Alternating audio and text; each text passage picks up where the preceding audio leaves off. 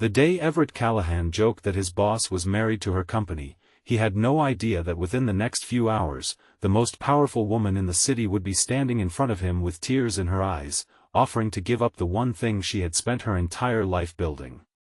"You're married to your company," Everett had said with a tired smile, trying to make her laugh after another 12-hour workday. He expected the usual cold response from Vivian Hartley, the brilliant CEO who could silence an entire boardroom with one look. Instead, she stared at him for several seconds and quietly replied, "I'd trade it for you."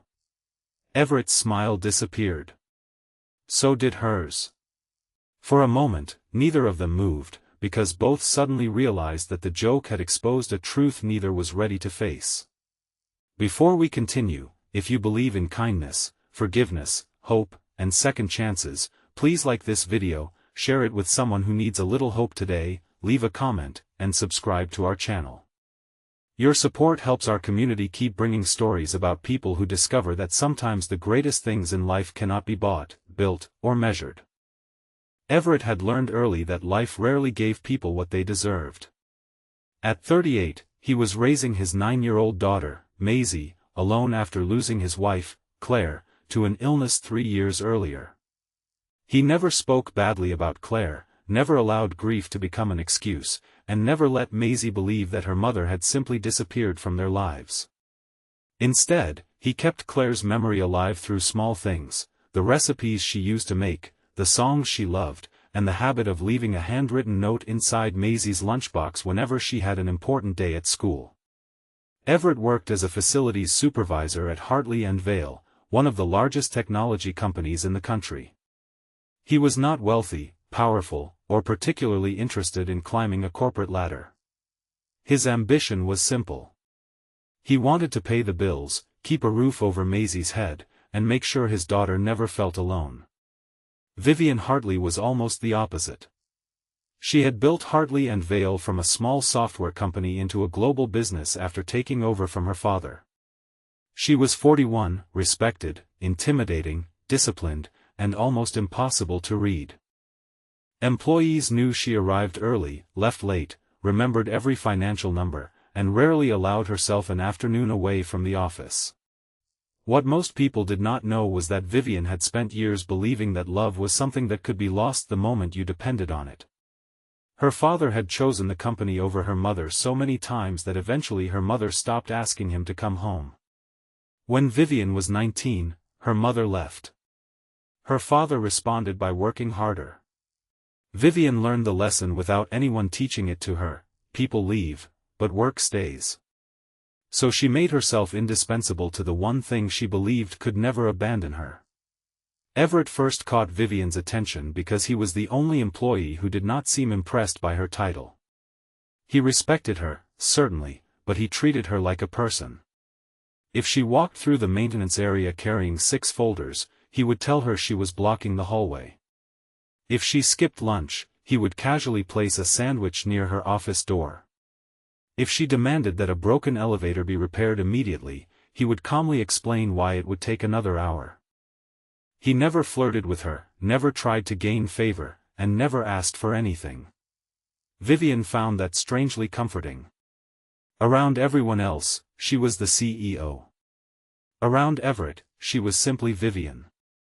Their friendship grew quietly.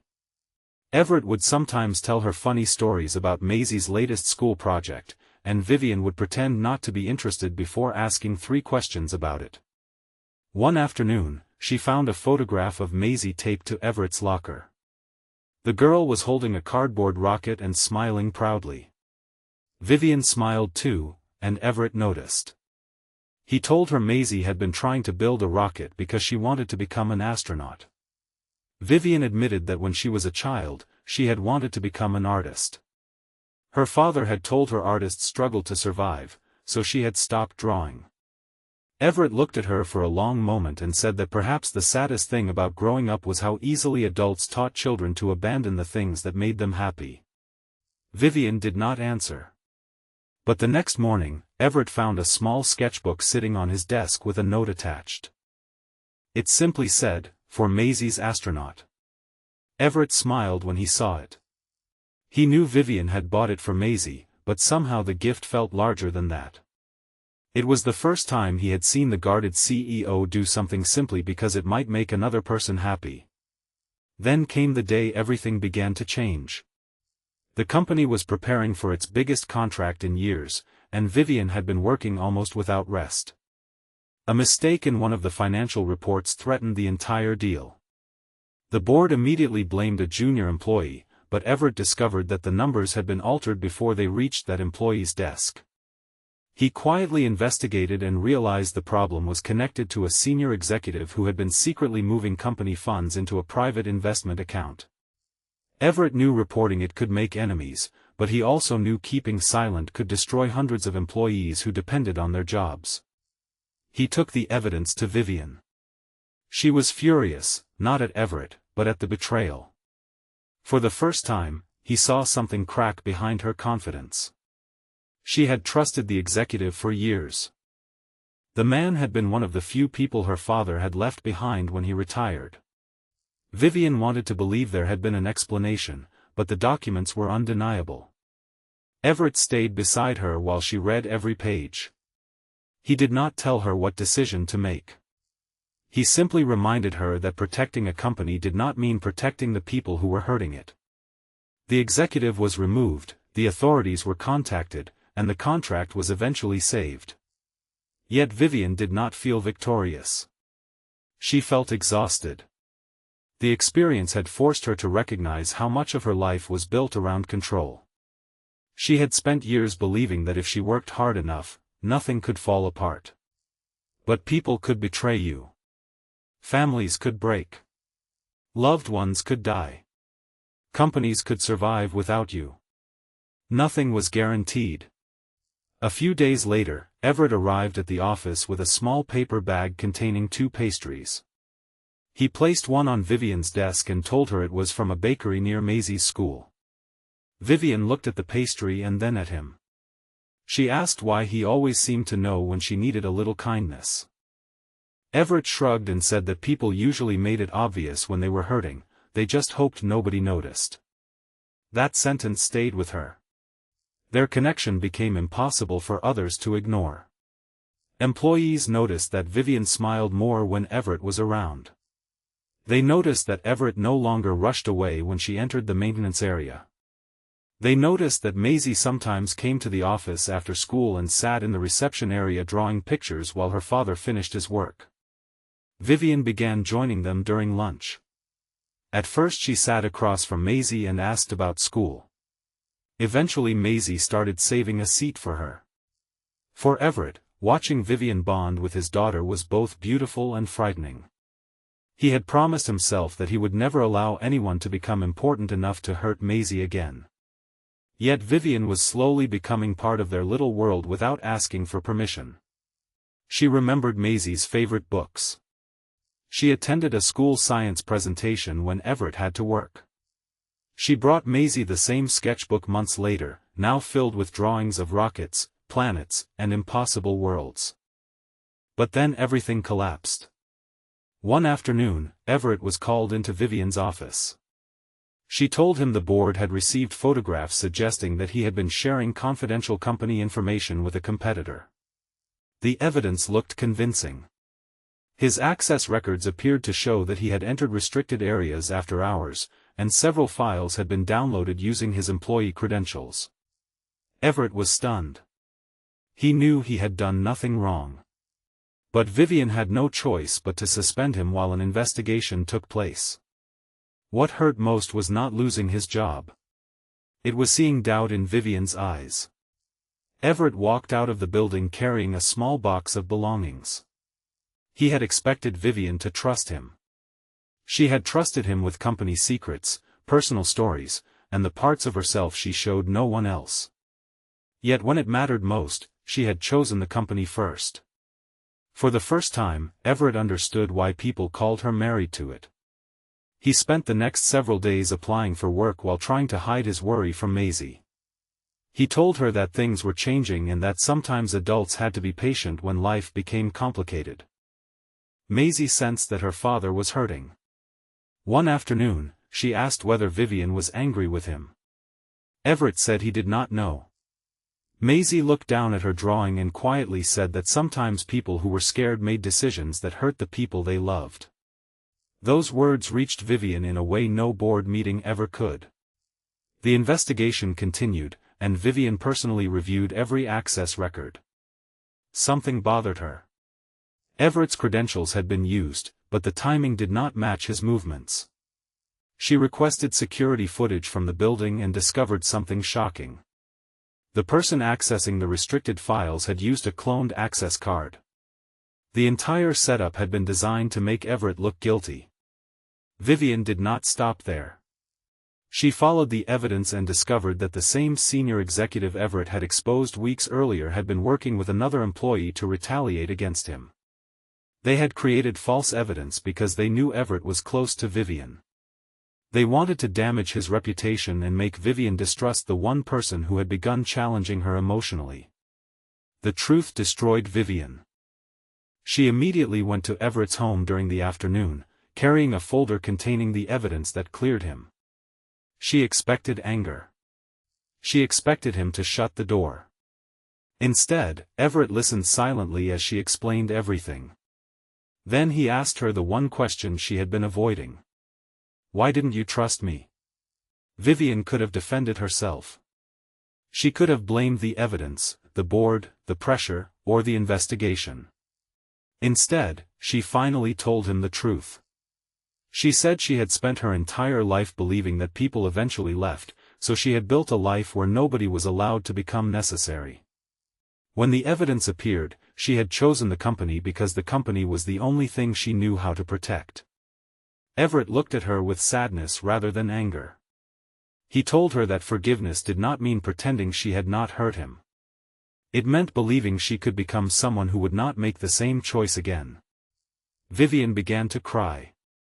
She had been praised by investors, applauded by executives, and celebrated by magazines, but nobody had ever given her forgiveness without demanding something in return.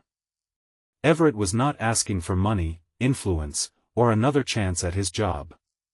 He was simply asking her to become better.